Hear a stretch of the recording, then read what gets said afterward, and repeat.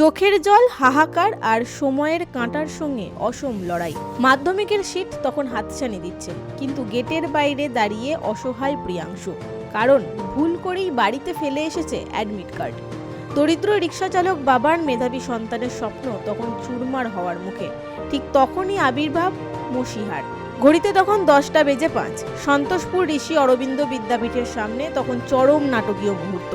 নিয়ম বড় কঠোর, অ্যাডমিট ছাড়া নো এন্ট্রি। ঠিক সেই মুহূর্তেই বাইক স্টার্ট দিলেন সার্ভে পার্ক থানার সার্জেন্ট ডেভিড তপনো। গন্তব্য সোনারপুর। লক্ষ্য একটি ছাত্রের ভবিষ্যৎ বাঁচানো। শুরু হলো এক রুদ্ধশ্বাস যাত্রা। ট্রাফিক পুলিশের ওয়াকিটকিতে ভেসে এলো নির্দেশ, গ্রিন করিডোর। ব্যস্ত কলকাতার রাস্তায় মুহূর্তের মধ্যে তৈরি হলো পথ।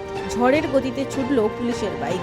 প্রায় 15 কিলোমিটার রাস্তা। হার মানল ট্রাফিক, হার মানল দূরত্ব।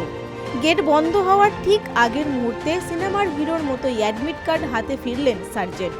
কাঁপা কাঁপা হাতে অ্যাডমিট নিয়ে পরীক্ষার হলে ঢুকলো প্রিয়াংশু। বাইরে তখন ফেটে পড়লো হাততালির শব্দ। কারোর চোখে জল, কারোর মুখে হাসি। খাকি উর্দি মানেই যে শুধু লাঠি নয়, খাকি উর্দি মানেই যে ভরসা, তা আরও একবার প্রমাণ করে দিলেন কলকাতা পুলিশের এই রিয়েল লাইফ হিরোরা। Bureau report, বঙ্গদর্পণ।